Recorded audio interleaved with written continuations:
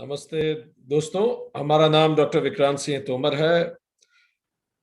Tapan Chaure foundation, project self incorporation USA, Bharat Rajput association of Australia और Indore management association की तरफ से आप सभी का हार्दिक स्वागत है। आज हम लोग भगवत गीता सीरीज के अंतिम अध्याय का अंतिम सेशन अटेंड करने जा रहे हैं। हमने पिछले सेशन में देखा, 18वें अध्याय के पिछले सेशन में हमने देखा कि भगवान ने कहा कि अपने ज्ञान, कर्म, सुख, बुद्धि, धृति के अनुरूप जैसा तुम्हारा स्वभाव है, वही स्वभाव व्यक्ति का गुण होता है और अपने गुण के अनुरूप स्वधर्म करना चाहिए। वो कार्य कीजिए जो आपके गुण के अनुरूप हो। स्वधर्म करो अर्जुन, क्योंकि जब तुम गुण के अनुरूप कार्य करते हो तो इससे तुम्हारी वासनाएं कम होने लगती हैं, पर जब तुम परधर्म करते हो तो वासनाएं बढ़ती हैं। तो भगवान ने कहा कि तुम स्वधर्म का पालन करो और इससे धीरे धीरे तुम्हारी वासनाएं खत्म हो जाएंगी और तुम ब्रह्मभूत हो जाओगे, रेडी टू रियलाइज योरसेल्फ। और ऐसा व्यक्ति जो खुद को जान ले, ज्ञानी हो जाए, भगवान कहते हैं the moment you are ready to realise yourself, आप ज्ञानी हो, ऐसा व्यक्ति, ऐसा ज्ञानी मेरी परम भक्ति को प्राप्त होता है, वो मेरी भक्ति को प्राप्त कर लेता है। सो भगवान ने कहा, हमने पिछले सेशन पे इस पे बात की थी, भगवान ने कहा कर्म योग करो, इससे चित्त शुद्धि होती है। उपासना योग करो, चित्त स्थिति मिलती है और ज्ञान योग्यता प्राप्ति होती है। फिर ज्ञान प्राप्त करो अपना स्वयं का, सेल्फ को रियलाइज करो, और जैसे ही व्यक्ति ज्ञानी होता है वो परम भक्त हो जाता है, क्योंकि जो खुद को जान लेता है वो इस पूरी सृष्टि से एकाकार हो जाता है और इस सृष्टि का विराट रूप उसको दिखता है, तो स्वतः भक्त हो जाता है। और ऐसा परम भक्त, भगवान कहते हैं, मेरी परा भक्ति को प्राप्त होता है और परम पद तक पहुंचता है, उसे मोक्ष मिल जाता है। यहां तक हमने पिछले सेशन में बात की थी। चलिए आगे बात शुरू करें। आज हम शुरू कर रहे हैं सेशन 42, अंतिम सेशन ऑन भगवत गीता, अध्याय 18। तो भगवान कहते हैं ऐसा भक्त परम पद को प्राप्त होता है। तो भगवान आगे बात करते हैं, श्लोक 58, चैप्टर 18। भगवान कहते हैं कि अब अर्जुन तुम्हारे पास दो चॉइस है। ये सब जानने के बाद दो चॉइस है। एक, मुझ में चित्त लगा, जैसा मैंने कहा, मेरा भक्त हो जा, एब्सोल्यूट रियलिटी को जान, उस अटल सत्य को जान, अद्वैत को जान कि हम सब एक हैं, एक ही चेतना हम सब में है। एक ऑप्शन तो यह है, एब्सोल्यूट रियलिटी को जान और मेरी कृपा से समस्त संकटों के पार चले जा, क्योंकि सारा, जैसे ही हम अद्वैत को जानते हैं, अभय हो ही जाता है। जब हम सब एक ही हैं और हम तो चिर सनातन हैं, तो फिर डरने की किस बात की, किस चीज की डर है? कौन सी कंपटीशन, कैसी जेलसी, कौन सी दौड़ भाग, क्या हम खो रहे हैं और क्या हमें पाना ही है? सो अपने आप तो अभय हो जाएगा। भगवान कहते हैं ये पहला ऑप्शन है, मच्चित त्वम मत प्रसादात सर्व दुर्गाणि तरिष्यसि, तो सारे दुखों के पार हो जाएगा। ठीक। दूसरा ऑप्शन क्या है तेरे पास? हम सबके पास यही दो ऑप्शन होते हैं दोस्तों, जो भगवान अर्जुन को दे रहे हैं। एक तो मुझ में चित्त लगा, एब्सोल्यूट रियलिटी को जान और अभय हो जा। दूसरा ऑप्शन, भगवान कहते हैं अपने अहंकार के कारण, अपनी लिमिटेड आइडेंटिटी में ही रहे, खुद को वो व्यक्ति ही जान जो तू है, अहंकार में रहे कि मैं यही हूं, और मेरे वचनों को मत सुन। इससे क्या होगा? और नष्ट हो जा, जैसे सब लोग नष्ट होते हैं। चेत अहंकारात न श्रोष्यसि विनश्यसि, अपने अहंकार से परिपूर्ण होके मेरी बातों को मत सुन, उन पर मनन मत कर और विनाश को प्राप्त कर ले। तो यही दो ऑप्शन है। एक ऑप्शन, एब्सोल्यूट रियलिटी को जान और अभय हो जा। तो आपने एक मूवी देखी होगी, मैट्रिक्स मूवी। इन्हीं दो ऑप्शन को मैट्रिक्स मूवी ने टू पिल्स के रूप में बताया था, जिसमें जो मॉर्फियस होता है, जो चेतना का प्रतीक होता है, वो कंफ्यूज्ड नियो, जो उसका हीरो होता है मैट्रिक्स मूवी का, उसको दो पिल देता है। कहता है रेड पिल ले, रेड पिल ये कि तू एब्सोल्यूट रियलिटी को जान। इससे थोड़ा तो तू शुरू में घबराएगा, शुरू में तुझे अजीब लगेगा, अनसेटल होगा, पर यह लाइफ चेंजिंग ट्रुथ तुझे अंत में आनंद देगा, सूर्य का प्रकाश देगा। और दूसरी है ब्लू पिल, ब्लू पिल क्या है कि अब गीता के सेशन समाप्त हो रहे हैं, अब तू ये ब्लू पिल ले और फिर से उसी सांसारिक जीवन में भिड़ जा और उन्हीं ऊहापोह में, उसी कंफ्यूजन, उसी रोजमर्रा के जीवन में अपने जीवन को खत्म कर दे। रिमेन इन द इग्नोरेंस, वो इग्नोरेंस का जो ब्लिस है तू उसी में रहे, जिसमें शुरू में तो आनंद आएगा और बाद में अंतहीन कष्ट होगा। सूरज के प्रकाश के लिए खिड़की बंद कर दे, जैसे Napoleon, Hitler, Mao, Stalin, Louis the 16, Ghaznavi, Sikandar, Akbar, कितनों ने की। तो या तो तू ऐसा कर दे। तो यही दो ऑप्शन हम सबके पास होते हैं, या तो एब्सोल्यूट रियलिटी को जाने, रेड पिल ले, या फिर इसी सांसारिक ऊहापोह में, जीवन के उतार चढ़ाव में पूरा जीवन, आज हंसते हुए कल रोते हुए, परसों खुश पर नरसों दुखी, इसमें पूरा बिता दे। भगवान कहते हैं श्लोक 59 में, और जो तू अहंकार का आश्रय लेके ये मान रहा है, अहंकार मतलब मैं, आईनेस, मैं किसी का पोता, किसी का भाई, किसी का शिष्य, किसी का बंधु, किसी का बड़ा, जो तू अहंकार का आश्रय लेके ये मान रहा है कि मैं युद्ध नहीं करूंगा, भगवान कहते हैं बिल्कुल मिथ्या और फालतू की बात है। तू कह रहा है कि तू युद्ध नहीं करेगा, पर तू देखना, तेरा स्वभाव तुझे जबरदस्ती युद्ध में लगा देगा, क्योंकि तू अपने स्वभाव से तो जीत नहीं सकता ना। जो स्वभाव से जीत जाए, जो स्वभाव के परे चला जाए, वही तो स्वामी है। जो स्वभाव से होते हुए उसको जीत जाए, उसके परे चला जाए, पर तू अभी स्वभाव को जीता नहीं है। दुर्योधन के जीवन की सबसे बड़ी समस्या यही तो थी, जानाति धर्मम नच में प्रवृत्ति ही, जानाति अधर्मम नच में निवृत्ति ही। और यही पूरी दुनिया भर की सबसे बड़ी समस्या है। हर व्यक्ति के जीवन की यही समस्या है, प्रभु मुझे पता है सही क्या है, पर फिर भी वो सही करने की मुझ में क्षमता नहीं है। और मुझे पता है कि जो मैं कर रहा हूं ये गलत है, पर फिर भी उससे रोक पाने की मुझ में क्षमता नहीं है। मैं हेल्पलेस हूं। किसके सामने मैं हेल्पलेस हूं? अपने स्वभाव के सामने। मुझे अच्छे से पता है कि गुस्सा करना अच्छी बात नहीं है, पर मैं गुस्सा रोक ही नहीं पाता। मुझे पता है यहां मुझे चुप रहना चाहिए, पर मैं बोलने से खुद को रोक नहीं पाता। मुझे पता है कि मुझे खाना नियमित खाना चाहिए, नियंत्रित खाना चाहिए, पर मैं वहां भी खुद को रोक नहीं। मुझे पता है मैं गलत हूं, तो भी मैं रोक नहीं पाता। और कई जगह मुझे पता है सही क्या है, तो भी मैं कर नहीं पाता। यही तो समस्या है। तो भगवान कह रहे हैं तुझे लग रहा है अभी तू बड़ी बड़ी बातें भले कर ले, अहंकार वश की मैं युद्ध नहीं करूंगा, तेरे अंदर जो योद्धा बैठा है, तू कहीं भी चले जा, तुझे युद्ध में लगा ही देगा वो वापस। बाहर नहीं लड़ेगा तो अपने आप से लड़ेगा, लड़ेगा तू जरूर, क्योंकि वो तेरा स्वभाव है। श्लोक 60 में भगवान कहते हैं, जिस कर्म को तू मोहवश नहीं करना चाह रहा, मतलब युद्ध, वह भी तू अपने पूर्व कर्मों की वासना वश बंधा हुआ होके करेगा। भगवान पहले से बता रहे हैं, तू चले जा, हिमालय चले जा, वहां भी बैठेगा ध्यान में, तुझे यही मन में आएगा मैंने उन्हें कैसे छोड़ दिया, और अपना गुस्सा दूसरों पे निकालेगा, क्योंकि गुस्सा तो तेरे अंदर है, वो फ्रस्ट्रेशन तेरे अंदर है। तू कहीं भी चले जा, रहेगी तो अंदर ही। और भगवान एक महत्वपूर्ण बात कह रहे हैं, तेरा ये जो संकल्प है कि मैं नहीं करूंगा, ये तो अभी का संकल्प है। इतने सारे पूर्व जन्मों की वासनाएं तेरे अंदर हैं, ये भी तो धक्का मारेंगी, और तू बंध के वो करेगा ही, तू चाहे ना चाहे। खलीफा से किसी ने पूछा भी कि मनुष्य स्वतंत्र पैदा हुआ है हर तरह, वो बेड़ियों में कैसे है? दिखती तो नहीं है वो बेड़ियां, हम तो स्वतंत्र ही दिखते हैं। तो खलीफा ने कहा अपना एक पैर हवा में उठा लीजिए, उसने उठा लिया। खलीफा ने कहा दूसरा पैर भी हवा में उठा लीजिए, वो हंसने लगा कि ये तो संभव ही नहीं। तो खलीफा ने कहा देखिए यही बात है, जब मैंने आपको कहा पहला पैर हवा में उठा लीजिए, तब आपके पास चॉइस थी, लेफ्ट उठाना है या राइट उठाना है, तब चॉइस थी आपके पास कौन सा उठाएं। पर जैसे ही आपने एक पैर हवा में उठा लिया, अब मैं कह रहा हूं दूसरा पैर भी हवा में उठाइए, तो अब आपका दूसरा पैर आप नहीं उठा सकते, क्योंकि दूसरा पैर पहले पैर से बंध गया है। तो हमारा पहला कर्म दूसरे कर्म को बांध देता है।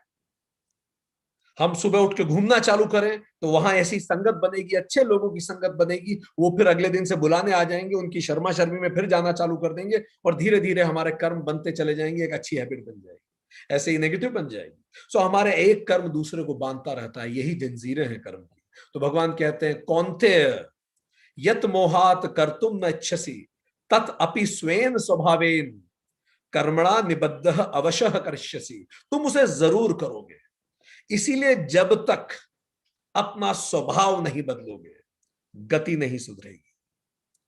स्वभाव ही बदलना पड़ेगा, और वो इसीलिए पूरा जीवन एक मौका है कि धीरे धीरे हम अपने स्वभाव में पॉजिटिव परिवर्तन लाएं, धनात्मक गुणात्मक परिवर्तन लाएं। रोज इवेल्युएट करें कि क्या मुझ में आज थोड़ा विकास हुआ है, क्या मेरे गलत स्वभाव में आज थोड़ी कमी आई है।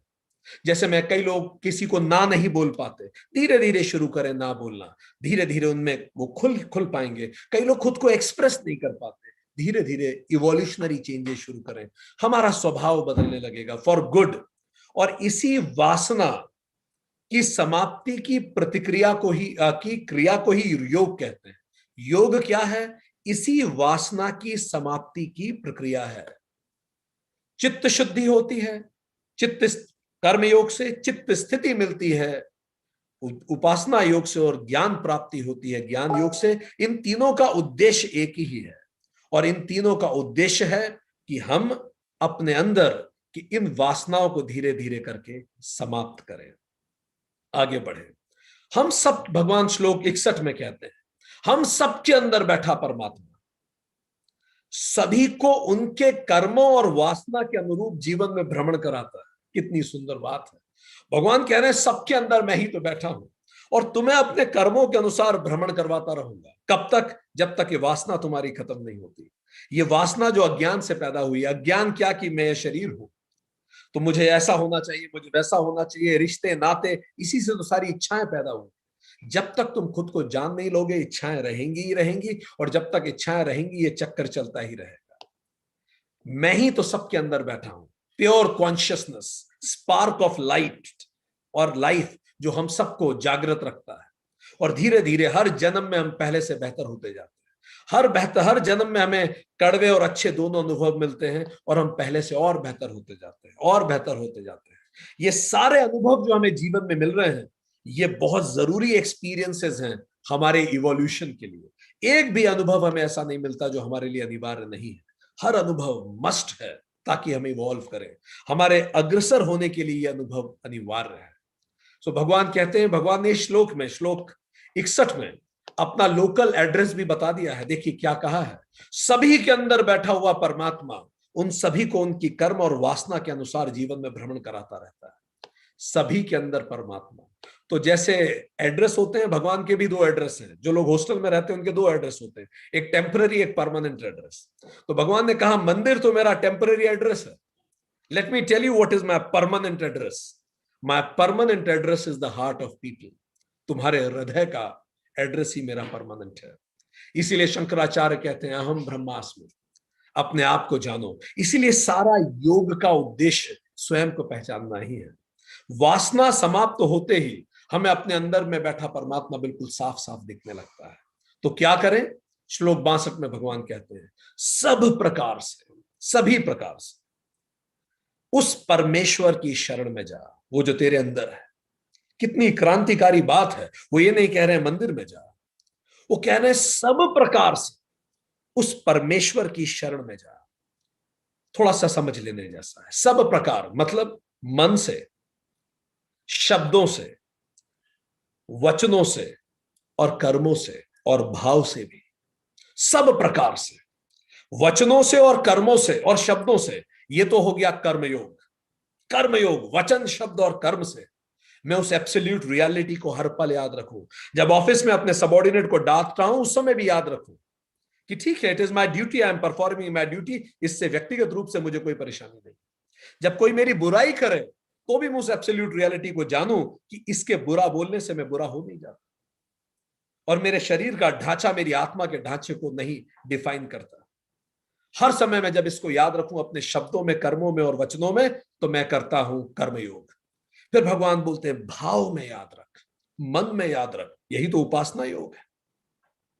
इस सब को याद रख, और याद किसको रख? उस एब्सोल्यूट रियलिटी को। यही ज्ञान योग है। उसको समझना, एब्सोल्यूट रियलिटी को, उस परमेश्वर को जानना। याद कीजिए भगवत गीता के चैप्टर 3 और 4 कर्म योग पे फोकस करते हैं। 3, 4, 5 भी आप कुछ हद तक ले सकते हैं। चैप्टर 5 और 6 आपको यह बताएंगे मन और भाव से उसे कैसे पूजे, कैसे उसकी उपासना करें। पूरी गीता को समराइज कर रहे हैं भगवान अंतिम अध्याय में। फिर भगवान कह रहे हैं उसके साथ उस एब्सोल्यूट रियलिटी को याद रख। चैप्टर 9 राज विद्या, एब्सोल्यूट। और इसी तरह तू स्पिरिचुअली इवॉल्व होगा और मेरी शरण में आ जा। सर्व भावेन तम एव शरणम गच्छ, सभी भावों से बस एक मेरी शरण में आ जा, और मेरी कृपा से तू परम शांति के सनातन धाम को प्राप्त होगा। जब तू ये जान लेगा कि एब्सोल्यूट रियलिटी ये है कि ये सब तो ड्रामा है जो चल रहा है, तो जैसे एक मूवी देखने पर तू डिस्टर्ब नहीं होता, कई लोग तो मूवी देख के भी डिस्टर्ब हो जाते हैं, ठीक, बट अदरवाइज जैसे एक मूवी देखने पे तू डिस्टर्ब नहीं होता, तुझे पता है मूवी ही है और एक पल में तू उससे खुद को डिस्कनेक्ट कर पाता है, ऐसे ही इस पूरे जगत में रहते हुए भी तू पूरी तरह से डिसइल्यूजन रहेगा। तत्प्रसादात पराम शांति, इससे तुझे परम शांति मिलेगी। शाश्वतम स्थानम प्राप्यसी, और तू अपने शाश्वत स्थान को प्राप्त कर पाएगा। और धीरे धीरे अपने आप जब तू इस प्रयास को करेगा, कर्मयोग उपासना योग को, तो देखिए पूरी गीता कैसी अनफोल्ड होती है। तो धीरे धीरे तेरे अंदर दैवीय संपदा बढ़ने लगेगी और आसुरी संपदा अपने आप कम होने लगेगी जब तू रोज प्रयास करेगा। चैप्टर 16 याद कीजिए। और इससे क्या होगा, जैसे जैसे दैवीय संपदा बढ़ेगी, होगा क्या, तेरा आहार, खाने का तरीका, तप, दान, यज्ञ सब सात्विक होने लगेंगे, स्वतः होने लगेंगे, तू प्रयास करेगा भी नहीं। चैप्टर 17 याद कीजिए, आहार, तप, दान, यज्ञ का सात्विक होना। और भगवान कहते हैं इससे तेरे गुण कर्म सब सात्विक हो जाएंगे, सारे कर्म तेरे सात्विक होने लगेंगे। चैप्टर 14 गुणों के बारे में। इससे तुझे पूरा जीवन का वृक्ष उल्टा दिखेगा। तुझे लगेगा यार जहां मैं टाइम वेस्ट कर रहा था, जिसको मैं सबसे इंपॉर्टेंट चीजें मानता था वो सबसे लीस्ट इंपॉर्टेंट है, और जिनको मैं सबसे लीस्ट इंपॉर्टेंट मानता था वो तो सबसे ज्यादा इंपॉर्टेंट है। मेडिटेशन करना, ध्यान देना, माइंडफुल रहना, जिस पे मैंने ध्यान ही नहीं दिया वो सबसे इंपॉर्टेंट, और जिनको मैं सबसे ज्यादा इंपॉर्टेंट समझता था वो लीस्ट इंपॉर्टेंट है। यही तो कोरोना काल ने हमें समझाया कि कौन कौन सी चीजें मोस्ट इंपॉर्टेंट है लाइफ के लिए, कौन कौन सी सर्विसेज आर मोस्ट इंपॉर्टेंट और कौन कौन सी सर्विसेज आर लीस्ट इंपॉर्टेंट। कितना कुछ सीखा हमने, पूरा जीवन का वृक्ष ही उल्टा था। तो चैप्टर 15 याद कीजिए, जीवन का वृक्ष अब तुझे सीधा दिखने लगेगा जो उल्टा दिखता है। ठीक, वासनाएं तेरी धीरे धीरे कम होने लगेंगी। चैप्टर 13 याद कीजिए, अंदर एक गहन भक्ति तेरी पैदा होगी, क्योंकि तू खुद को इस कायनात से, सृष्टि से एक देखने लगेगा। चैप्टर 12 भक्ति पैदा होगी और तुझे अपना अंदर बैठे उस परमात्मा का विराट रूप दिखेगा। चैप्टर 11 सब तरफ तुझे परमात्मा दिखने लगेगा। चैप्टर 10 तुझे प्रकृति के जर्रे जर्रे में परमात्मा दिखने लगेगा, और इससे पूरा तेरा जीवन सजग हो जाएगा, सजग सचेत जीवन होगा। इससे तेरी मृत्यु भी फिर सचेत ही होगी। जिसने जीवन सचेत जिया है वो सचेत ही तो मृत्यु को प्राप्त होगा। चैप्टर 8 याद कीजिए, और इससे तू इस पूरी सृष्टि को, स्वयं को और मुझे जान जाएगा। राज विद्या चैप्टर 7 याद कीजिए, और इससे जब अंत काल आएगा तो तू ब्राह्मी स्थिति को प्राप्त होगा। चैप्टर 2 याद कीजिए, और परम पद को प्राप्त हो जाएगा, मोक्ष में पहुंच जाएगा। तो ये श्लोक बहुत ताकतवर है। श्लोक 62 लगभग पूरी गीता ही समराइज कर दी भगवान ने। फिर भगवान इसके आगे जो कहते हैं वो और महत्वपूर्ण है। भगवान श्लोक 63 में कहते हैं इति गुह्यतम, ये जो परम गुप्त ज्ञान है, जो गुप्त से भी गुप्त ज्ञान है, इस ज्ञान को मैंने तुझे बता दिया, मैंने तुझे सब कुछ बता दिया, जो आता था सब बता चुका तुझे। इस ज्ञान पर अब तू भली भांति विचार कर। और फिर जो आगे कहते हैं बड़ी महत्वपूर्ण बात कहा है, यथा इच्छसी तथा कुरु, और इस सब के बाद जो तेरी मर्जी हो वो तू कर। Heights of delegation, look at him, lord is delegating complete reins in the hands of Mankind.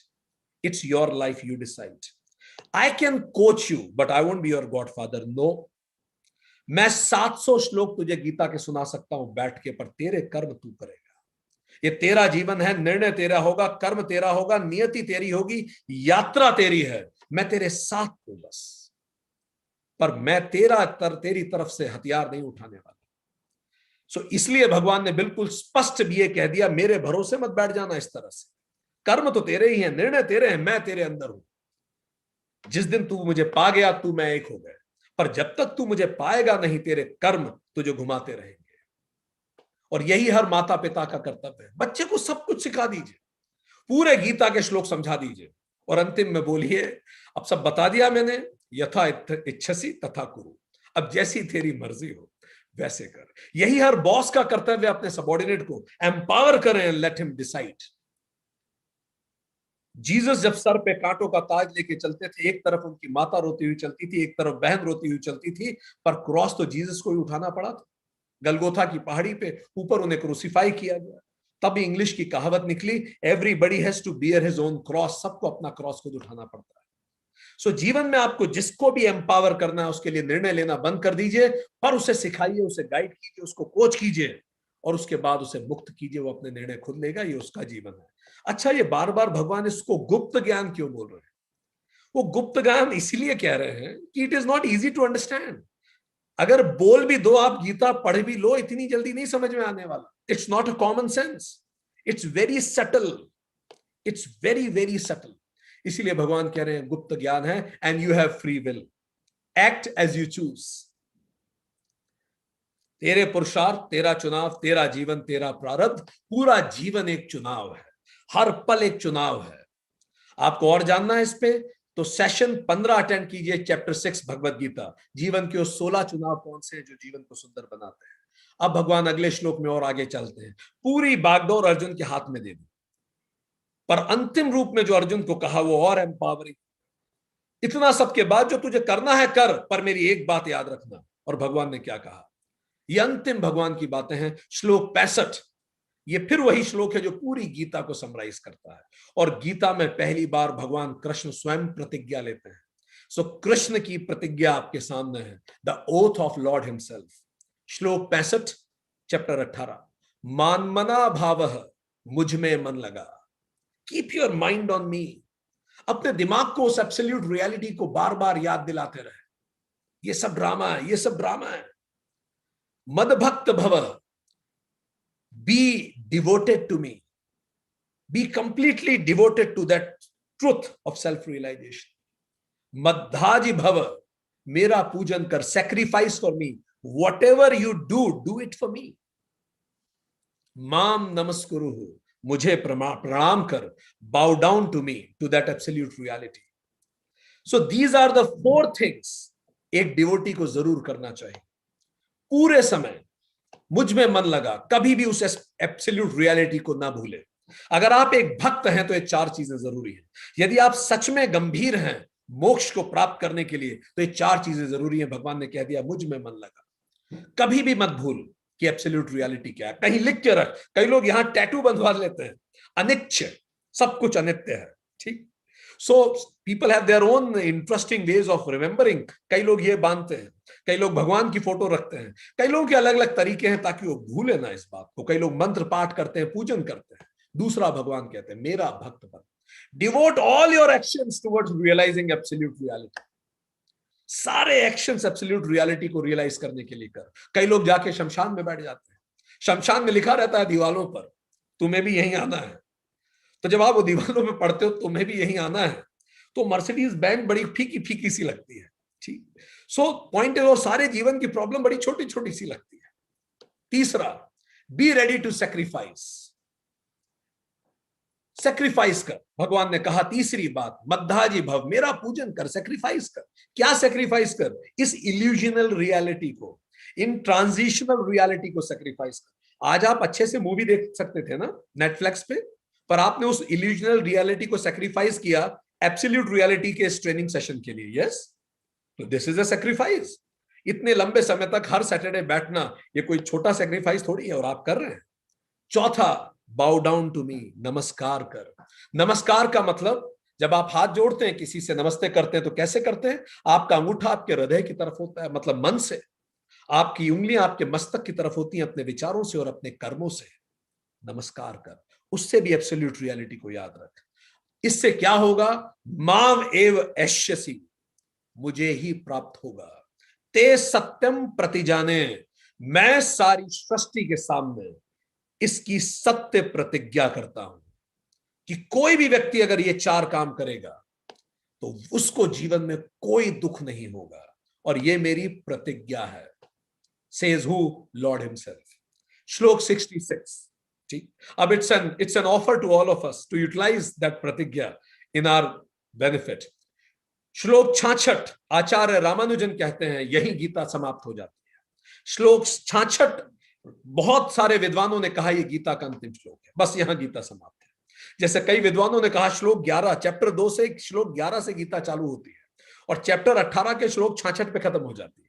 तो अब हम आपको वो श्लोक बताने वाले हैं जहां अधिकतर विद्वान सहमत हैं कि बस ये चरम है, इससे ऊपर कुछ नहीं बोला जा सकता। ये अंतिम श्लोक है विद्वानों के अनुसार। उसके बाद फिर केवल कंक्लूजन शुरू हो जाता है, रिट्रीट है। श्लोक 66 चरम श्लोक है, गीता का सारांश। अगर आपसे कोई पूछे कि आपने पूरी गीता के सेशन अटेंड किए, एक श्लोक बताइए जो पूरी गीता का सार है, तो ये बोल दीजिएगा, ठीक है। अगर आपको कुछ याद रखना और सब कुछ भूल रहे हो, आपको समझ में नहीं आया मैं क्या याद रखूं, तो बस ये एक श्लोक है, उसको आप याद रखिए। भगवान अंतिम बार कहते हैं पूरी गीता का सारांश, सर्वधर्म परित्यज्य माम एकम शरणम व्रज। सभी धर्मों को, सभी कर्मों को मुझ में त्याग करके केवल एक मुझ परमेश्वर की शरण में आ जा। सर्व धर्म परित्यज्य मामेकम शरणम व्रज, अहम त्वाम सर्व पापेभ्यो मोक्षयिष्यामि मा शुचः। मैं तुझे सभी पापों से, सभी दुखों से मुक्त कर दूंगा, तू कतई शोक न कर। ये बड़ा क्रांतिकारी and difficult to digest verse है। इतना सारा धर्म पढ़ा दिया, इतना सारा कर्म पढ़ा दिया, और आखिरी में चलते चलते कह दिया तू सारे धर्म और कर्म भी छोड़ दे, तू बस मेरी शरण में आ जा। Such a beautiful twist, anti climax. एक एक शब्द इंपॉर्टेंट है। सर्व धर्म परित्यज्य, क्या मतलब है? भगवान किस धर्म को छोड़ने की बात कर रहे हैं? सभी कर्तव्य कर्म व धर्म तब तक अनिवार्य हैं जब तक मेरी आइडेंटिटी इस शरीर से है। इस शरीर से है तो किसी का भाई, बंधु, बेटा, पिता, स्पाउस, कुछ ना कुछ तो मैं रहूंगा, कुछ ना कुछ तो रोल होंगे जब तक मैं खुद को इस आइडेंटिटी से मानता हूं। तो जब तक मैं इस आइडेंटिटी में हूं तब तक तो सारे कर्म मेरे ऊपर आएंगे ही आएंगे। पर जैसे ही मैं उस एब्सोल्यूट रियलिटी से आइडेंटिफाई करने लगूं, देन जब मैं हूं ही नहीं ये शरीर, तो इस शरीर से संबंधित कोई धर्म, कोई कर्म मुझ पे लागू नहीं होता। हम केवल एक चेतना रूप होते हैं। न तब तो कोई न धर्म बाकी होता है न कर्म बाकी होता है। थोड़ा सा और समझ लें। धर्म दो प्रकार के होते हैं, एक होता है मुख्य धर्म और एक होता है गौण धर्म। मुख्य मतलब मेजर, प्राइमरी धर्म, सेकंड इज सेकेंडरी धर्म। मुख्य धर्म डिफाइंस यू, जैसे आग। आग का मुख्य धर्म क्या है? ताप। आग है तो गर्मी होगी, बनी बात है। उसका गौण धर्म क्या है? रंग। तो आग का रंग थोड़ा बहुत बदल सकता है अलग अलग जगह, जिस चीज को आप जला रहे हो उस आधार पर तपन जरूर होगी। तो तपन उसका मुख्य धर्म है। अगर तपन नहीं तो अग्नि नहीं। इसी तरह से हमारा मुख्य धर्म क्या है? मोक्ष, एब्सोल्यूट रियलिटी। और गौण धर्म क्या है? काम, अर्थ और धर्म। ये जो तीन पुरुषार्थ हैं इनको कहेंगे गौण पुरुषार्थ। और परम पुरुषार्थ क्या है? मोक्ष। तो ये तीनों चीजें गौण हैं। अर्थ, मैं खूब संसाधन इकट्ठे करूं। काम में अपनी सारी इच्छाएं पूरी करूं। धर्म में बाकी सबकी सेवा करूं। ठीक बात है, ये सब करें आप, पर देन इन सबको करने से भी हमें परे उठना होगा। जब हम उससे परे उठते हैं तब हम खुद को जान पाते हैं, और जब हम खुद को जान पाते हैं तो कोई धर्म, कोई कर्म हमारे लिए करने योग्य नहीं बचता। ये लिमिटेड आइडेंटिटीज के लिए हैं तीन पुरुषार्थ। जब तक आप खुद को मनुष्य माने, पुरुषार्थ, जब तक आप खुद को पुरुष मानते हैं, व्यक्ति मानते हैं, ये तीन चीजें आप करते रहिए। पर परम पुरुषार्थ कौन सा है? जैसे ही आप खुद को इस लिमिटेड आइडेंटिटी से परे मानते हैं तब आपके ये सब चीजें आप पर लागू होना बंद हो जाती है। भगवान ने पिछले एक चैप्टर में कहा भी था कि अगर कोई व्यक्ति स्वयं को जान ले तो अगर वो किसी को मारता भी है तो वो हत्या नहीं है, क्योंकि वो अकर्ता है। ठीक, आगे बात करें। अहम, तो अहम जो लिमिटेड आइडेंटिटी है, फॉल्स आइडेंटिटी है, उसी से तो वासनाएं चालू होती है, उसी से सारी सफरिंग चालू होती है, उसी से विचार आते हैं, उसी से भाव आते हैं, उसी से वृत्तियां बनती हैं। इसीलिए भगवान कह रहे हैं कि ये जो चीजें हैं, जो लिमिटेड आइडेंटिटीज है, मेरा मन, मेरी बुद्धि, मेरा शरीर, ये सब तो आज भरा कल खाली हो जाएगा। शरीर सुबह खाया, शाम को फिर भूख लगने लगती है, ठीक। मन अभी भरा, थोड़ी देर बाद फिर खाली हो जाएगा। किसी पसंद के व्यक्ति से मिलिए, तुरंत मन खाली हो जाता है कुछ समय में ही। वासना अभी भरी, अगले पल खाली। पद, प्रतिष्ठा, प्रेम सब खाली। ये सब खाली होने के लिए ही है, तो ये खाली होंगे ही। ये हम इससे कांस्टेंट बैगर रहते हैं।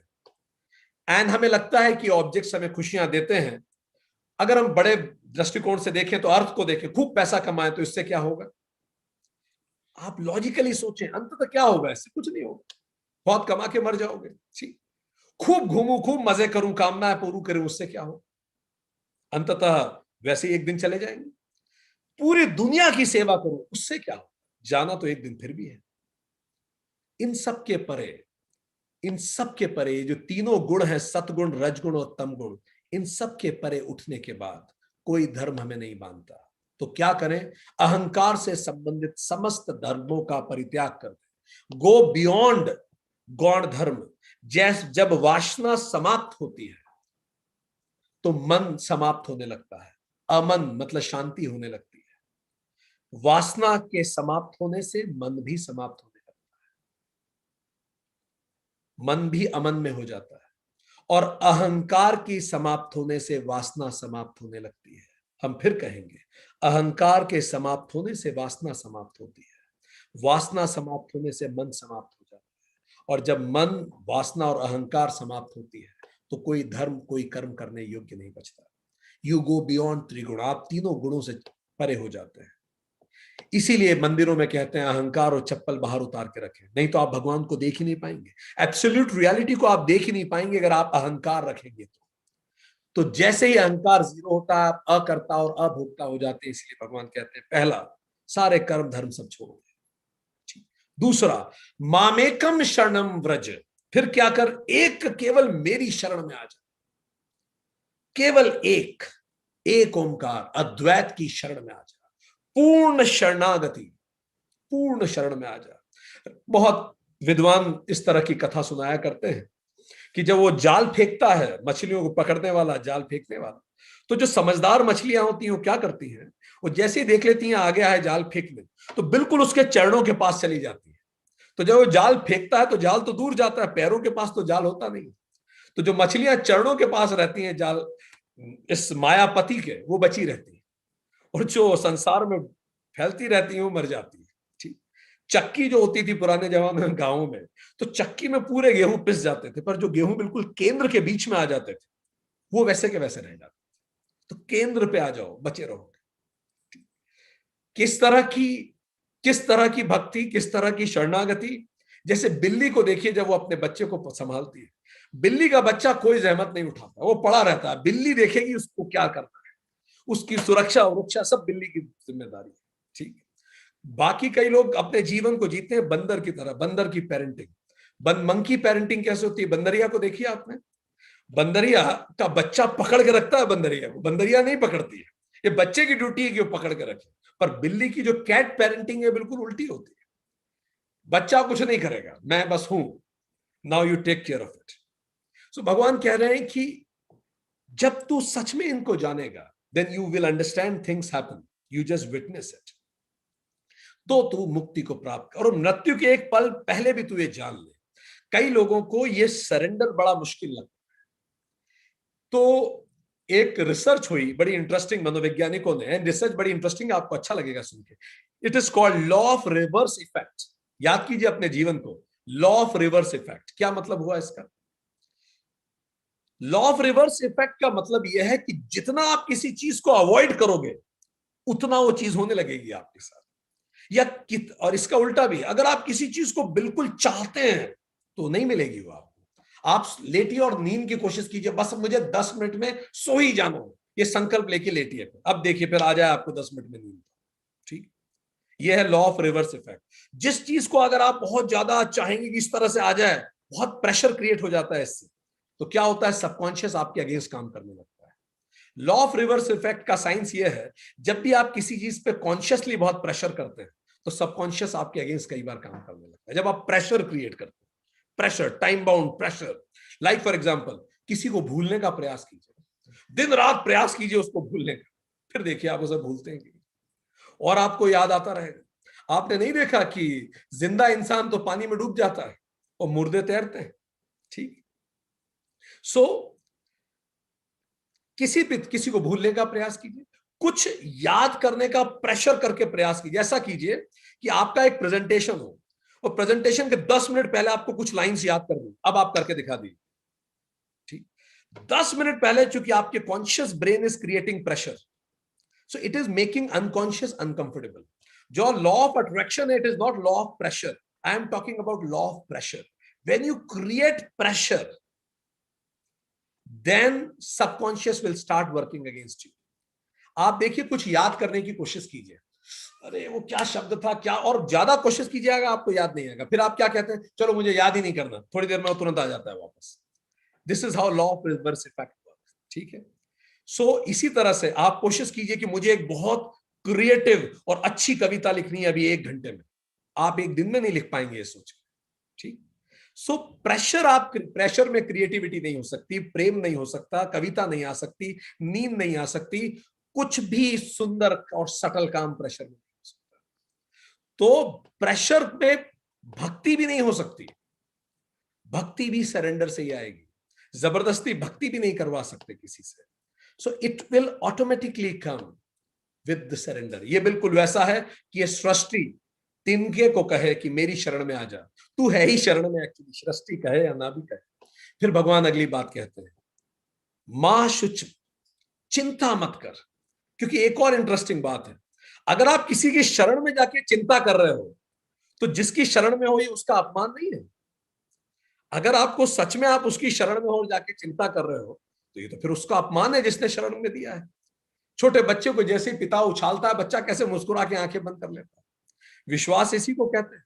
रविन्द्रनाथ टैगोर कहते हैं कि मैं नदी में विश्वास करता हूं जब वो मेरी प्यास नहीं बुझाती, मैं सूरज में विश्वास करता हूं जब सूरज चमकता नहीं है, मैं परमात्मा में विश्वास करता हूं जब वो मेरी सुनता नहीं है, क्योंकि विश्वास इसी को कहते हैं।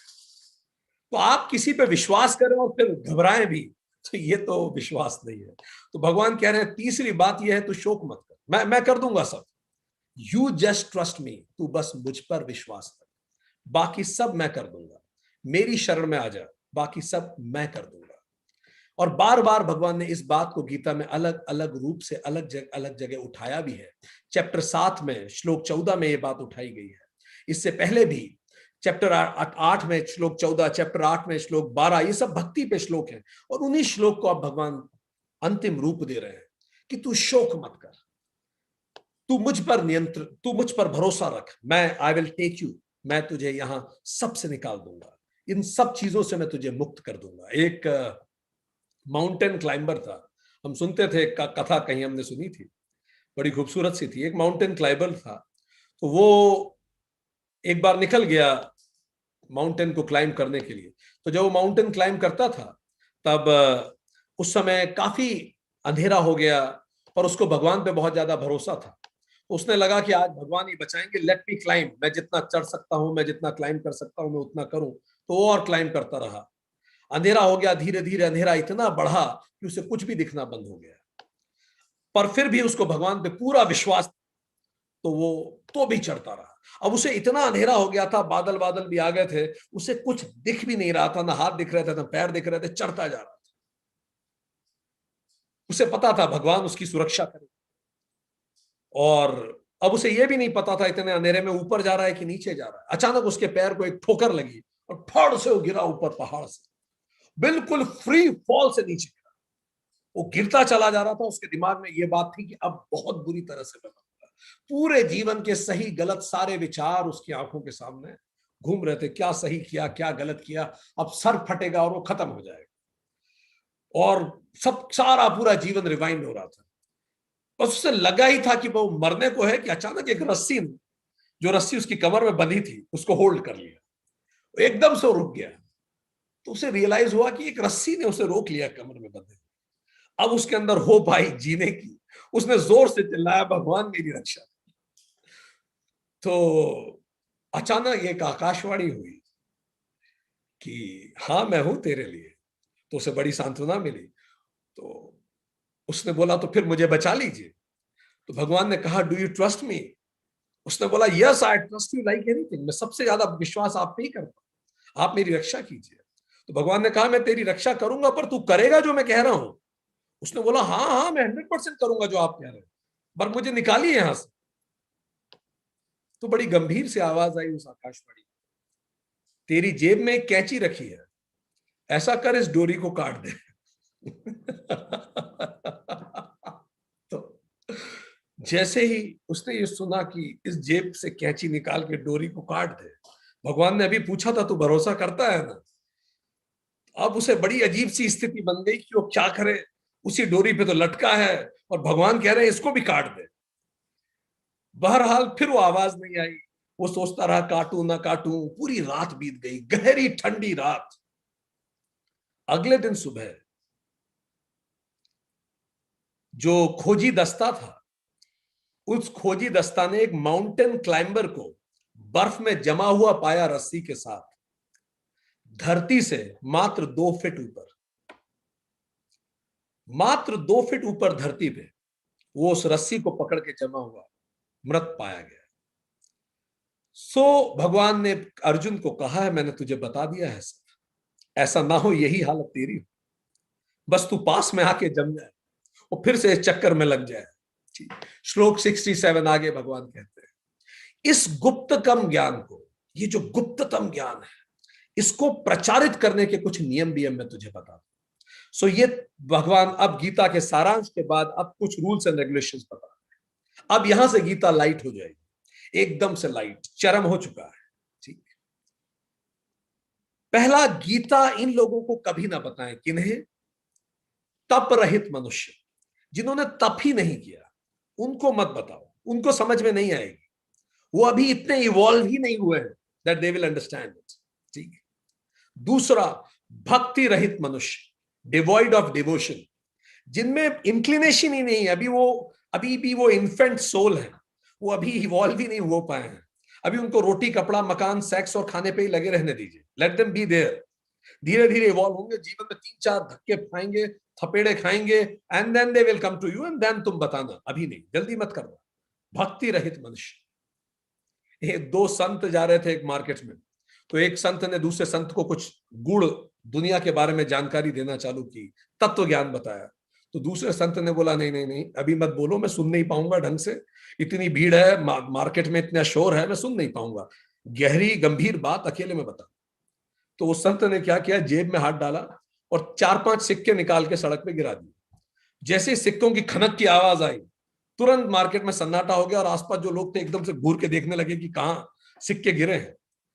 तो उसने, संत ने फिर अपने सिक्के उठा के फिर जेब में रखे। उसने बोला देखो कितना ही शोर हो, इंसान की जैसी वासना होती है वैसी आवाज जरूर सुन लेता है। ठीक, तो तुम्हारी वासना अगर ज्ञान प्राप्ति में है तो तुम सुन लोगे, और तुम्हारी जिसकी वासना सिक्के में होगी उसको सिक्के की आवाज भी दूर से सुनाई दे जाएगी। तीसरा, सुनने में जो अनिच्छुक हो उसको जबरदस्ती मत सुनाना, भगवान कह रहे हैं गीता में स्पष्ट कहा है, जो नहीं सुनना चाहता उसके साथ जबरदस्ती मत करो। चौथा, जो मुझ में दोष दृष्टि रखता हो, ठीक, जिसकी अभी दृष्टि ही दोषित हो, जो समझना ही नहीं चाहता हो, अभी छोड़ दो उसे, ही विल इवॉल्व। ठीक, religion should not be force to anybody on anybody, लोग अपनी मैच्योरिटी से समझेंगे। ठीक, और जो नहीं समझ रहा है उसको नीचा भी नहीं समझना है, वो धीरे धीरे इवॉल्व होगा। अभी फर्स्ट सेमेस्टर का बच्चा है, आप 8th सेमेस्टर में है, उसको क्या है देखना है। ठीक है, इट्स परफेक्टली फाइन। इसीलिए देखिए ना, पूरी गीता सुना दिए, धृतराष्ट्र को समझ पाया नहीं था, वो वैसे ही रहा। ठीक, विराट रूप दिखाया तो सबसे पहले दुर्योधन को ही था, उसको कुछ पल्ले पड़ा क्या? कुछ असर नहीं होता।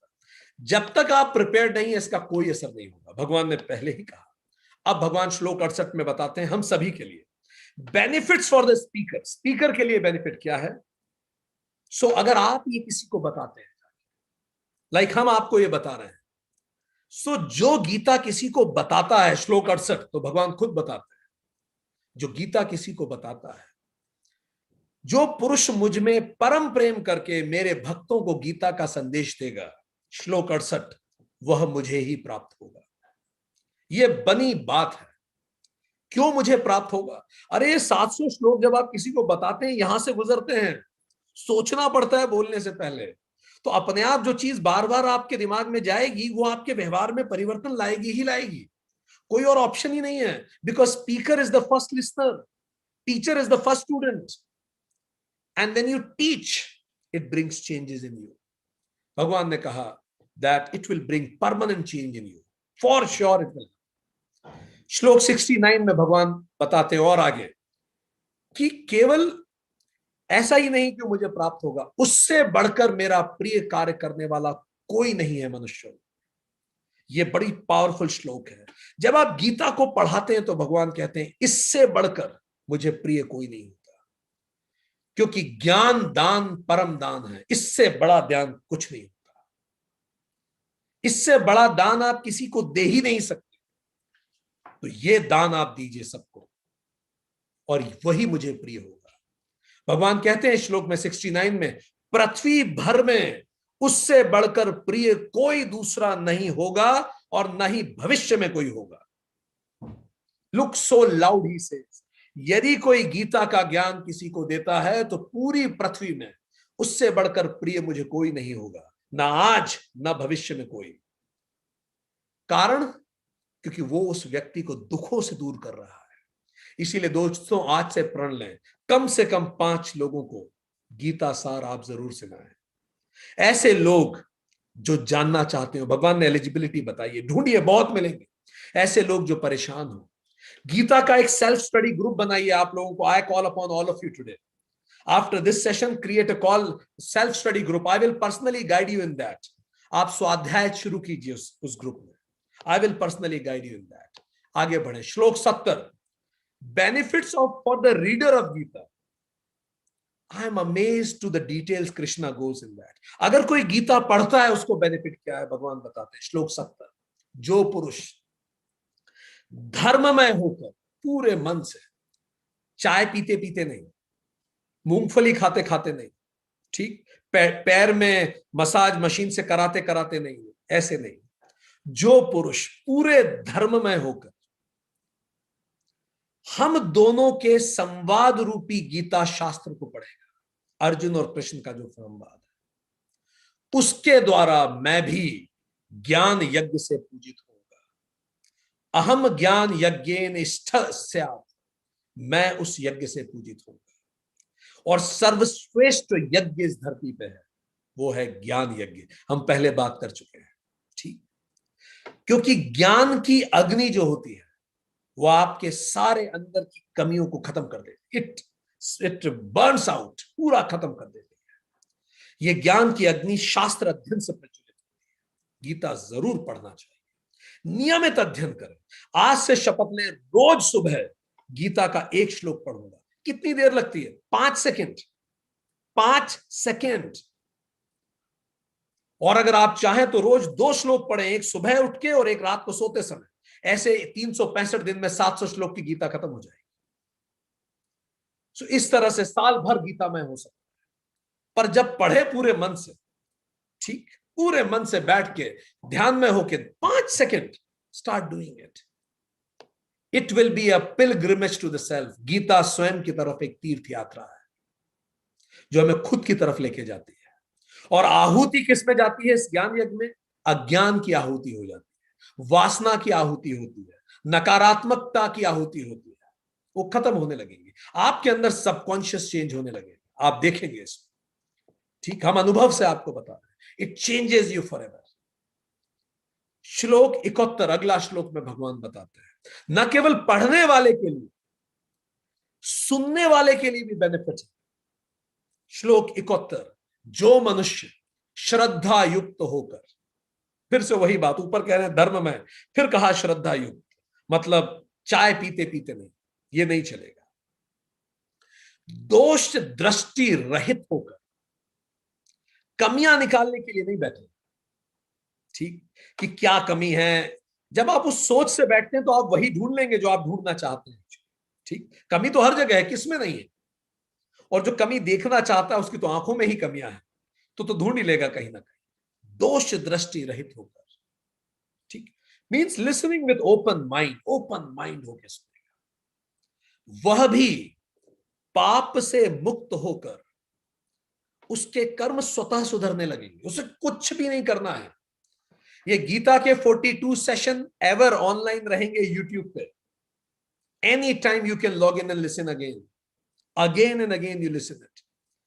उत्तम कर्म करने वालों के श्रेष्ठ लोगों को प्राप्त होगा और उसका प्रारब्ध स्वतः सुधरेगा। आप में से भी कई लोग जो इस पूरी यात्रा में 42 सप्ताह की लंबी यात्रा, मैं इस पूरी जर्नी में साथ रहे हूं, अगर आप अपने अंदर उतर के देखेंगे तो आपको पॉजिटिव चेंजेस महसूस होते होंगे। यदि श्रद्धा युक्त होकर, दोष दृष्टि रहित होकर आपने श्रवण किया है, दुख कम होंगे, दृष्टिकोण व्यापक होगा, एक नजरिया मिलेगा हर चीज को देखने का, भगवान ने कहा, और वो व्यक्ति उन्नत लोकों तक जाएगा, उसकी यात्रा छोटी हो जाएगी, आगे बढ़े। फिर भगवान 72 वर्ष में एक और खूबसूरत बात करते हैं। ये बात हमने भगवत गीता से ही सीखी है। अब भगवान सब कुछ कह चुके हैं और ये अंतिम श्लोक है जो भगवान बोल रहे हैं। अब इसके बाद भगवान मौन है। भगवान कृष्ण द्वारा बोला गया अंतिम श्लोक ही है, 72वां। अब बोलते हैं, हे पार्थ, कश्चित एतन श्रुतम पार्थ, क्या तुमने सुना है ये ढंग से, श्रद्धा युक्त होकर, दोष दृष्टि रहित होकर? इसीलिए हम हर प्रश्न के बाद पूछते हैं, क्या हमने उत्तर दिया आपकी बात का? तो कृष्ण पूछ रहे हैं, तुमने सुना? ये पूछ रहे हैं, त्वया एकाग्रेण चेतसा, क्या पूरी तरह से एकाग्र होकर सुना था तुमने, कि कहीं दिमाग इधर उधर घूमने चला गया था बीच बीच में? ठीक। कश्चित अज्ञान सम्मोह प्रनष्ट ते धनंजय, और क्या तुम्हारा अज्ञान जनित मोह नष्ट हो गया है? Taking a feedback as an expert master, universal master is taking feedback from humanity. मानो भगवान कृष्ण हम सबसे पूछ रहे हैं, तुमने सुना ये सब ध्यान से? Could you connect? क्या तुम्हारा अज्ञान कम हुआ है, नष्ट हुआ है? तो किसी भी अध्ययन का नियम है, पहला एकाग्र चित्त होना। It is the duty of the student. श्रवण ईमानदारी से करना, it is the duty of the student. ठीक। और इसी श्लोक में अध्ययन का लक्ष्य भी बता रहे हैं। एक ही श्लोक में वो सब बता रहे हैं। अध्ययन का नियम क्या है? जब भी आप कोई भी काम कर रहे हो, एकाग्र चित्त, दो काम एक साथ नहीं करना, फिर वो बेकार है। श्रवणम, पूरी तरह से ध्यान लगा के, ड्यूटी ऑफ द स्टूडेंट ही है, स्टूडेंट की ड्यूटी। फिर अध्ययन का लक्ष्य क्या है? भगवान ने कहा, अज्ञान समाप्त करना और मोह समाप्त होना। This is the result of study. मोह कम होना, ठीक, दुख कम होगा, कंफ्यूजन कम होगा लाइफ में। और किसी भी शिक्षक का भी कर्तव्य भगवान इसमें बता रहे हैं। हमेशा पढ़ाने के बाद पूछो, क्या तुम्हें समझ में आया है? क्या मैंने तुम्हें उत्तर दिया अपनी बात का? Always ask it. As a good presentation skills का भी ये नियम है, asking for feedback. This is the last time Krishna spoke in Gita. अब याद कीजिए, पहली बार बोले कब थे गीता में? श्लोक चैप्टर 2 श्लोक 2 में, कुतस्त्वा कश्मल मिदम विश्वमें सम उपस्थितम। याद है कैसे कहा था कि क्या ऐसी परेशानी की स्थिति में, युद्ध के बीच में ऐसे कायरतापूर्ण बातें कर रहे हो तुम? यहां से बोलना शुरू किया था। और अब आखिरी श्लोक में क्या कह रहे हैं? हे अर्जुन, अब सब क्लैरिटी है। Are you convinced now? तो दोस्तों, हम सब, भगवान कह रहे हैं श्रवण करो, हम सब श्रवण कुमार हैं, श्रवण के कुमार, सुनने वाले, सुनने, श्रवण शक्ति के बच्चे, श्रवण कुमार हैं हम सब। अगर दशरथ ने ध्यान दिया होता, अपने श्रवण की हत्या न की होती, तो जीवन रूपी रामायण दशरथ जी की शुरू नहीं होती। जिसने भी अपनी श्रवण की हत्या कर दी, श्रवण दोष हित, धृतराष्ट्र ने दोषपूर्ण रूप से श्रवण किया, उनको पसंद नहीं आ रहा था ये अर्जुन को क्यों सिखा रहे हैं, इसलिए मोह रूपी धृतराष्ट्र का भी पतन हुआ और दशरथ का भी पतन हुआ। इसीलिए बहुत महत्वपूर्ण है श्रवण को हम सुने। अर्जुन ने उत्तर दिया श्लोक 73, हे अच्युत। अच्युत का मतलब जिसका मन स्टेबल रहे, बिल्कुल ना हिले, स्थिर स्थिर। तत्प्रसादात, त्वत्प्रसादात, आपकी प्रसाद से, आपकी कृपा से, मम मोह नष्ट, मेरा सारा मोह नष्ट हो गया। Now I can see clearly, मुझे सब साफ साफ दिख रहा है। ये दुनिया क्या है, जीव क्या है, ईश्वर क्या है। मया स्मृति लब्धा, मुझे सम्यक स्मृति प्राप्त हो गई है। मुझे याद आ गया है कि मैं कौन हूं, मेरा स्वरूप क्या है। आई गेन राइट नॉलेज, गत संदेह, अब कोई डाउट नहीं है। स्थिर, मैं स्थिर हूं, आई एम फर्म, तब वचन करिष्ये, और आपने जो सिखाया है उसी अनुरूप, उसी आज्ञा का पालन करूंगा। देखिए क्या डिटर्मिनेशन अर्जुन की भाषा में आपको लिख रहा है। No doubts, gain knowledge, I am firm, I know what is to be done, no delusion, I am completely clear. अब चलिए याद कीजिए श्लोक 1, श्लोक 30 चैप्टर 1 याद कीजिए, कहां ये कहानी चालू हुई थी।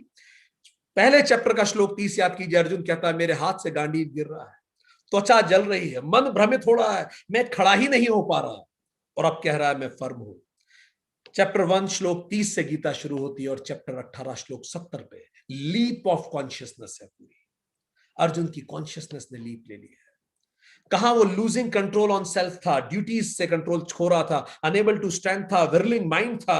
अब no delusion, no confusion, knowledge about self is clear, he is very firm about it, बिल्कुल उसे क्लियर है।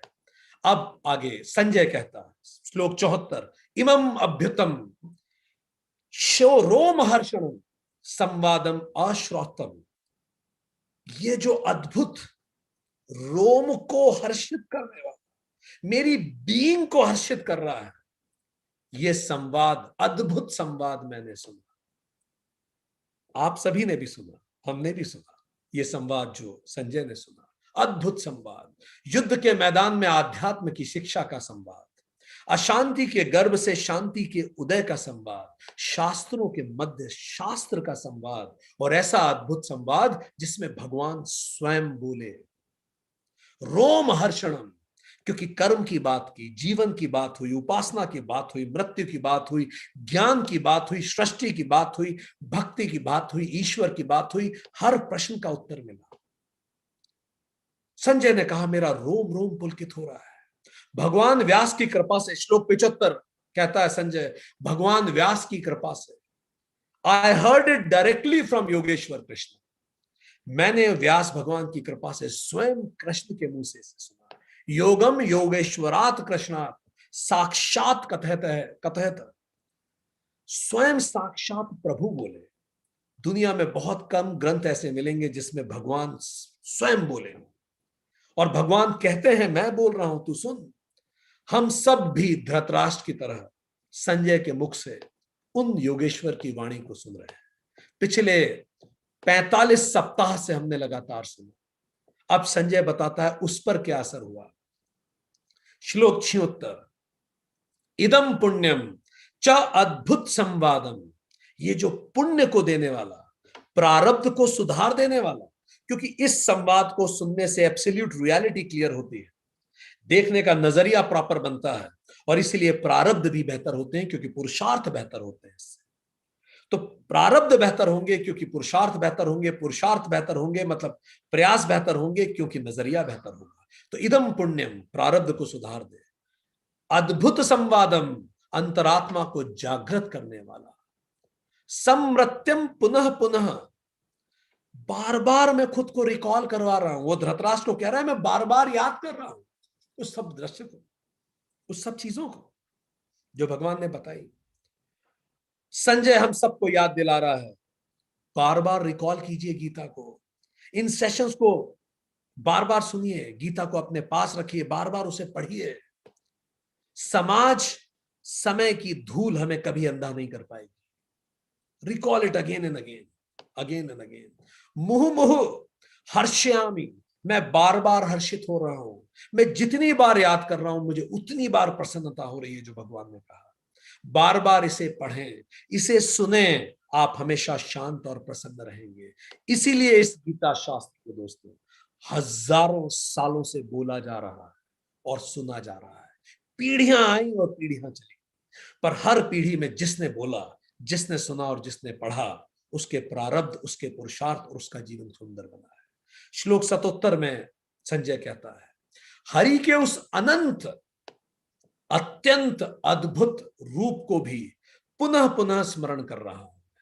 न केवल भगवान ने जो बताया हुआ मैं बार बार रिकॉल कर रहा हूं, एंड आई एम गेटिंग, मेरे रोम रोम प्रसन्न हो रहे हैं। मैं भगवान का वो विराट रूप जो मैंने देखा था, मैं उसको भी बार बार याद कर रहा हूं और मेरे चित्त में महान आश्चर्य हो रहा है।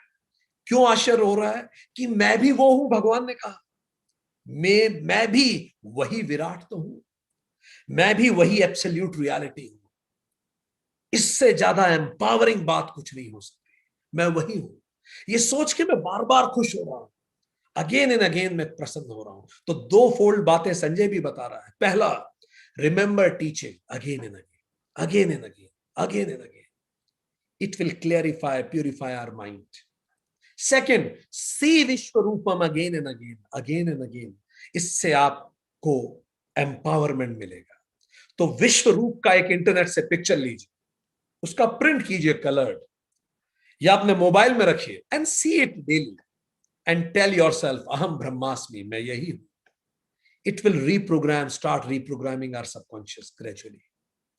ये सबकॉन्शियस को प्रोग्राम करेगा। सो टीचिंग के लिए एक वर्ष सुबह, एक वर्ष शाम को, एक साल में गीता पूरी हो जाएगी। और इंक्विजिटिवनेस हो, पूरी गीता की वर्सेस ऑलरेडी है ऑन इंटरनेट पे, उनको सुनिए और विश्व रूप के दर्शन कीजिए। You'll be ever happy, Sanjay ने कहा। संजय ने कहा तुम हमेशा प्रसन्न रहोगे, और इसी तरह से मैं प्रसन्नता को प्राप्त कर रहा हूं। अंतिम श्लोक भगवत गीता का, श्लोक 78, 78 वर्ष। यत्र योगेश्वर कृष्ण यत्र पार्थ धनुर्धर तत्र श्री विजय भूति ध्रुवा नीति मति मम।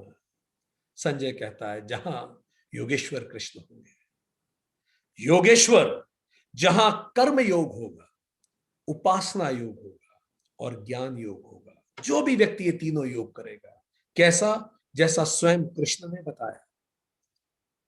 पार्थ का अर्थ होता है धैर्य, और धैर्य से करेगा, पेशेंस रखेगा। धनुर्धर का मतलब जो एग्जीक्यूट करे, क्रियान्वित करे, केवल सोचे नहीं, उसको व्यवहार में, और उसको वो व्यवहार में लाएगा, प्रैक्टिस में लाएगा। तत्र वहां श्री समृद्धि बनी बात है। विजय, वो सारी दुनिया को जीतेगा। भूति, प्रसन्नता, अंतर मन से वो प्रसन्न रहेगा। ध्रुवा नीति, ये निश्चित नीति है। भारत में कोई ये करे या अफगानिस्तान में करे, हिंदू करे या क्रिश्चियन करे, अनपढ़ पढ़े करे या ज्ञानी करे, मति मम, ऐसा मेरा मत है। ये अंतिम श्लोक गीता का क्या है? योगेश्वर कृष्ण आत्मा है। पार्थ धनुर्धर कौन है? मानव है। जब भी मानव अपनी चेतना की तरफ वापस मुड़ेगा, तत्र वहां श्री और विजय, अभ्युदय होगा। जो गीता का उद्देश्य, अभ्युदय होगा, उसका सामाजिक, राजनीतिक, आर्थिक उत्थान होगा। भूति, अंतः प्रसन्नता, निश्चय, हमेशा वो अंतर से प्रसन्न रहेगा। तो न केवल उसका इस जीवन में सुधार होगा, उसकी पूरी यात्रा भी बेहतर हो जाएगी। ये अचल नीति है, ये निश्चित नीति है कि जब भी मानव आत्मा की ओर देखेगा, उसका अभ्युदय और निश्चय जरूर होगा। मति मम, ऐसा मेरा मत है। तो अब हम कुछ पल का विश्व रूप मेडिटेशन करेंगे और इस गीता के अंतिम अध्याय को अपनी अंतिम पूर्णाहुति देंगे। क्या करेंगे? हम लोग बैठे आराम से, जैसे भी आप हैं, और हम भगवान के विश्व रूप मेडिटेशन को करने जा रहे हैं। इसकी प्रक्रिया हम आपको बताएं। विश्व रूप मेडिटेशन में भगवान का जो विश्व रूप है, जब हम कहेंगे तब आप आंख बंद करके उस विश्व रूप का ध्यान करेंगे और विश्व रूप को अपने मन में रखेंगे और ओम का उच्चारण करेंगे हमारे साथ 3 बार। ठीक?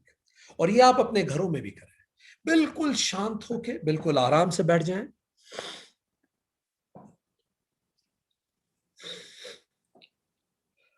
अ डीप ब्रेथ इन, गहरी सांस अंदर लीजिए।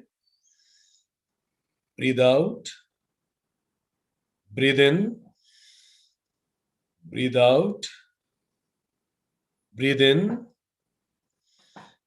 Breathe out. और अब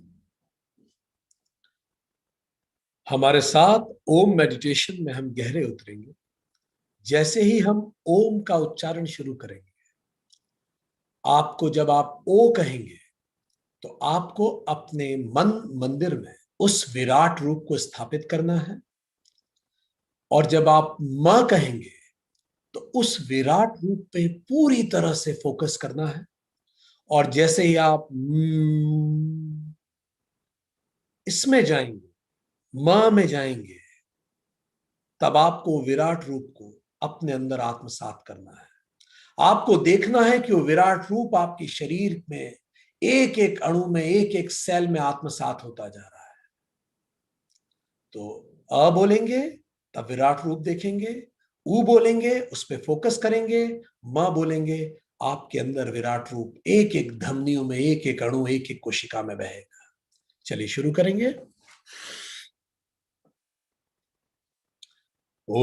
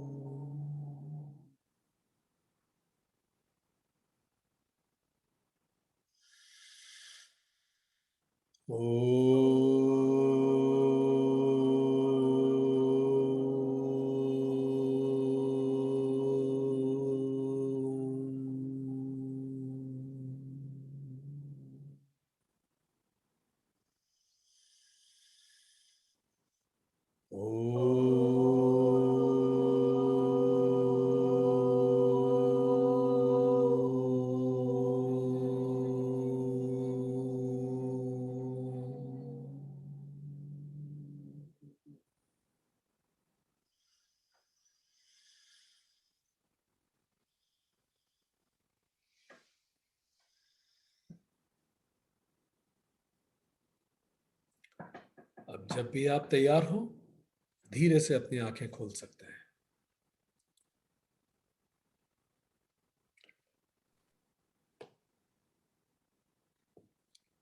हर बार की तरह आंखें खोलने का मन ही नहीं करता, तकलीफ होती है आंखें वापस खोलने में। खैर, आगे बात करें। So let's have a quick recap of last section में हमने आज क्या बात की। भगवान ने दो चॉइसेस दी, या तो मुझ में चित्त लगा या अहंकार पूर्ण होकर मेरे वचनों को न सुन।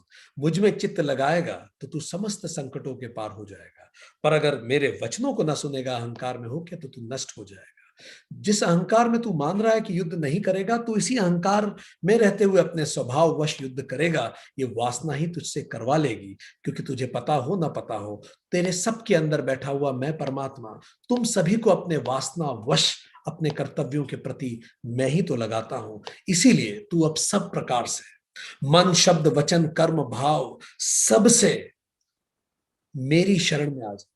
मैं अपनी कृपा से तुझे सनातन धाम को दूंगा, तू सनातन धाम को प्राप्त करेगा। तुझ में आसुरी संपदा कम होकर दैवीय संपदा बनेगी। तेरे आहार तप दान यज्ञ कर्म गुण सब सात्विक हो जाएंगे। जीवन का वृक्ष तुझे सीधा दिखने लगेगा। वासनाएं कम होगी, भक्ति पैदा होगी। अंदर बैठा विराट दिखेगा, प्रकृति के जर्रा जर्रा में परमात्मा दिखेगा। सजीव जीवन से सजीव मृत्यु होगी। इस कायनात मुझे और स्वयं को तू जान जाएगा, और अंत काल में ब्राह्मी स्थिति को तू प्राप्त होगा, और तू सब इस जीवन के दुखों से तू मुक्त हो जाएगा। इस गुप्त ज्ञान को मैंने तुझे बता दिया है। अब इस गुप्त ज्ञान को ध्यान में रखकर विचार कर कर जो तुझे उचित लगता है वही कर, क्योंकि तेरा जीवन तेरा चुनाव है, और मैं तेरे साथ हूं, पर तेरे कर्म होंगे। एक अंतिम मेरा वचन याद रख, मेरी प्रतिज्ञा याद रख, तू मेरा भक्त बन जा, तू मुझ में मन लगा, तू मेरा पूजन कर, तू मुझे प्रणाम कर। जब तू ये करेगा तो तू मुझे ही प्राप्त होगा। ये मेरी प्रतिज्ञा है। आज तक ऐसा कभी ना हुआ कि किसी ने ये किया और मुझे प्राप्त ना हुआ हो। इसीलिए सभी धर्मों को त्याग कर केवल एक तू मेरी शरण में आ जा।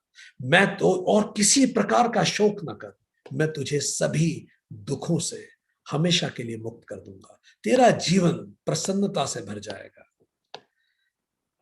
इसीलिए सारे सारे कर्मों और धर्मों को तू त्याग दे और केवल मेरे पास आ जा। किसी तरह की चिंता मत कर।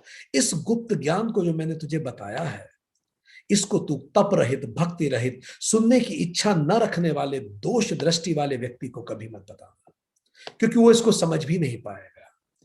जब तू इसे किसी को बताएगा तो तुझे मेरा प्रेम प्राप्त होगा, क्योंकि जो भी मेरा संदेश दुनिया को देता है वो मुझे परम प्रिय होता है, और धरती पे उससे ज्यादा प्रिय न मुझे आज तक कोई हुआ है, न ही भविष्य में कोई होगा ही। और जो इस ग्रंथ को धर्ममय होकर पढ़ता है, वो जब पढ़ता है तो वो ज्ञान यज्ञ करता है, और उस ज्ञान यज्ञ की आहुति में उसका ज्ञान, वासना और नकारात्मकता खत्म हो जाती है। और जो इसको सुनता है श्रद्धा युक्त होकर, दोष रहित होकर, उसको पापों से मैं मुक्त करता हूं, उसके प्रारब्ध सुधरते हैं और वो उत्तम लोकों में आगे जन्म लेता है, उसका मोह समाप्त हो जाता है। तो क्या तुम सभी ने एकाग्र चित्त होकर इसको श्रवण किया? क्या अज्ञान समाप्त हुआ? क्या जीवन का लक्ष्य और स्पष्ट हुआ? क्या मन और शांत हुआ?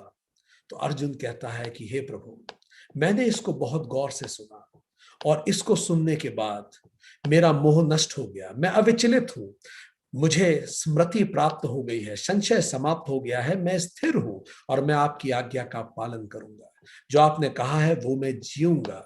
ये कह के संजय कहता है कि रोम रोम हर्षित होता है मेरा, जब मैं युद्ध के मैदान में इस आध्यात्म की शिक्षा, शांति का उदय, शास्त्रों के बीच में शास्त्र देखता हूं, भगवान को देखता हूं, मेरा रोम रोम हर्षित होता है, जहां हर प्रश्न का उत्तर मिलता है। और भगवान की कृपा से, भगवान व्यास की कृपा से मैंने स्वयं साक्षात कृष्ण की वाणी सुनी, और इससे मैं कृतार्थ हो गया।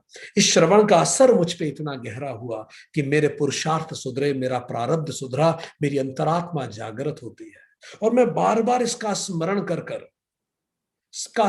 कर करके मैं धन्य हो रहा हूं, मैं बार बार हर्षित हो रहा हूं, भगवान के उस विराट रूप को ध्यान करके। बार बार उन्होंने जो सिखाया मैं खुद को याद दिलाता हूं, और उसके रूप को मैं बार बार देखता हूं, जिससे मेरा जीवन धन्य होता है। और अंततः जहां भी योगेश्वर कृष्ण होंगे, मन वचन कर्म से, कर्म योग, ज्ञान योग या भक्ति योग होगा, जो भगवान कृष्ण ने बताया, धैर्य पूर्वक उसका हम क्रियान्वित करेंगे, तो लक्ष्मी, समृद्धि, श्री, विजय जरूर मिलेगी, और अंतरतम की प्रसन्नता मिलेगी। यह ध्रुवा नीति है। जब गीता कही गई थी तब से लेके आज तक ये निश्चित नीति है, यही अंतिम मत है गीता का। जब भी मानव आत्मा रूपी कृष्ण की तरफ फिर से देखेगा, जब भी मन रूपी मानव या मानव रूपी मन अंतरात्मा रूपी कृष्ण की तरफ फिर से देखेगा, तो उसका अभ्युदय होगा और वो मोक्ष को प्राप्त करेगा। यही गीता समाप्त होती है। Thank you very much. आप सभी का कल्याण हो। आप सभी को बहुत बहुत धन्यवाद। हमें मौका मिला हमारे ज्ञान यज्ञ को पूरा करने का। आप सभी को हमारी स्तुति कि आपके माध्यम से हम गीता का ये पूरा अध्याय कंप्लीट कर पाए। Thank you very much.